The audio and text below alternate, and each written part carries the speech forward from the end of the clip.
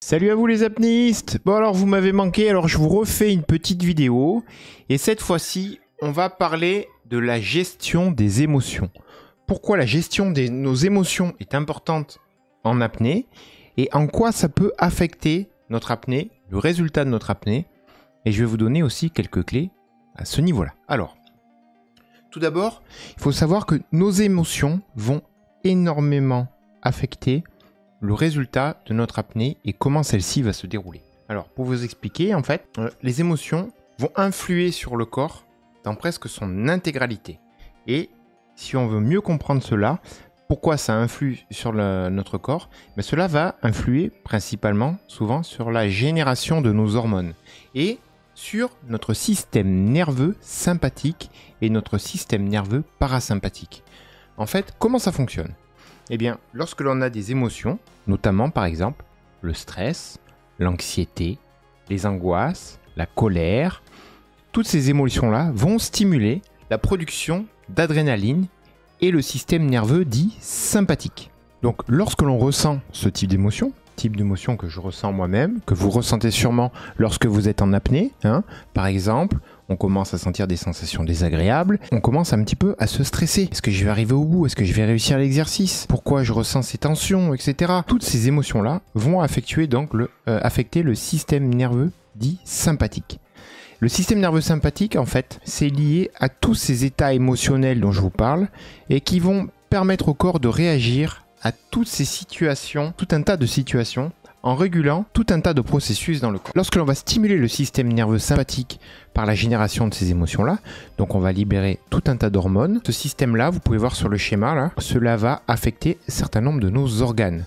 Le corps est fait comme ça, et en fonction de nos émotions, il va essayer de nous mettre en situation, il va essayer de nous protéger, ou il va essayer de générer de l'énergie là où ça nous est nécessaire pour pouvoir pallier à certains problèmes, pour pouvoir gérer des situations potentiellement d'urgence. Dans le cas de ces émotions-là, par exemple la peur, eh bien notre corps va essayer de nous protéger et il va appliquer par exemple sur nos vaisseaux une vasoconstriction.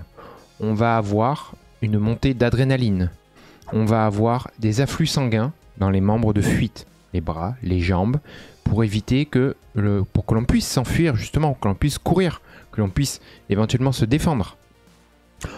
Il va augmenter notre rythme cardiaque. Il va nous faire transpirer pour gérer la potentielle montée de température de notre corps due à l'effort que l'on va fournir. Il va éventuellement aussi nous ajouter des tensions musculaires. Il va inhiber notre salivation, notre capacité à saliver. Ce qui va faire que peut-être on va ressentir certaines tensions et certaines sécheresses dans la gorge lorsque l'on va être dans ces situations-là. Que l'on va générer d'autres types d'émotions lorsqu'on va activer le système parasympathique, et bien notre corps va envoyer un message à travers le nerf vague et les nerfs faciaux pour ralentir le fonctionnement global de notre corps et lui apporter un équilibre global. Plus on va relâcher, plus on va être posé, plus on va être calme, plus on va activer ce système. Lorsque l'on va porter notre attention sur nous-mêmes, lorsque l'on va se concentrer sur notre respiration, sur l'intérieur, sur le relâchement de nos tensions, sur le moment présent, sans prêter attention aux stimulations extérieures, on va avoir des effets qui vont être complètement différents de lorsque l'on va activer le système nerveux sympathique. Donc là, on va avoir une détente physique, mentale, on va avoir une respiration beaucoup plus paisible, on va stimuler la digestion. On va avoir une meilleure circulation de tous nos fluides. On va avoir de la vasoconstriction au niveau des vaisseaux sanguins. On va avoir potentiellement un sommeil beaucoup plus réparateur. On va avoir une diminution de notre rythme cardiaque. On va avoir une stimulation de la génération de salive.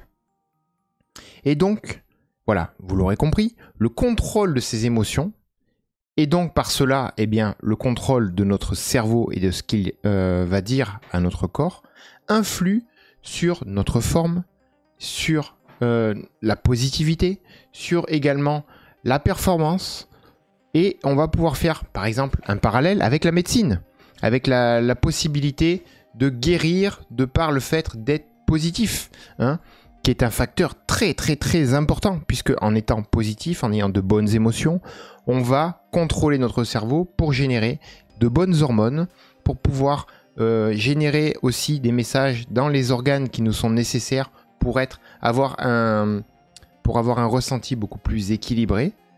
Et c'est un facteur très très très important dans toute guérison. Par exemple, on va prendre l'effet placebo. On va donner à 2 personnes qui ont une maladie, on va leur dire, ben voilà, on vous donne tous les 2 le médicament. Sauf qu'en fait, il y en a un des 2 qui a un placebo, c'est-à-dire de l'eau avec du sucre. Et l'autre a le vrai médicament. Mais on ne leur dit pas qui est qui. Et les 2 personnes vont se retrouver guéries. Donc c'est bien la puissance de la pensée, des émotions et de la volonté de réussir et d'être dans une bonne émotion qui vont générer cette guérison, qui vont contrôler le cerveau et qui lui va envoyer les messages nécessaires. Il faut donc éviter en apnée au possible toute émotion négative, se concentrer sur le moment présent, sur le calme, sur la relaxation, sans vouloir forcément atteindre un objectif. Ce sont les objectifs que l'on se fixe, objectif de réussir une distance, objectif de réussir un temps, une profondeur, objectif de faire aussi bien que le collègue, objectif de ne pas être moqué par les autres, etc., etc. Ce sont ces objectifs-là qui vont nous ajouter des tensions, qui vont nous ajouter potentiellement un stress, qui vont nous ajouter la peur de ne pas réussir, la peur de ne pas respirer, etc., etc. et qui vont justement influer dans le mauvais sens sur notre apnée. Régler ses émotions avant le départ et régler ses émotions pendant l'apnée nous permet de mieux la vivre, d'avoir une apnée qui soit plus facile, d'avoir une apnée qui nous apportera encore plus de calme et de détente et qui donc va influer sur les apnées suivantes. Imaginez-vous par exemple en fin d'apnée, on commence à avoir des sensations désagréables, des contractions, tout un tas de choses, des fourmillements dans les jambes.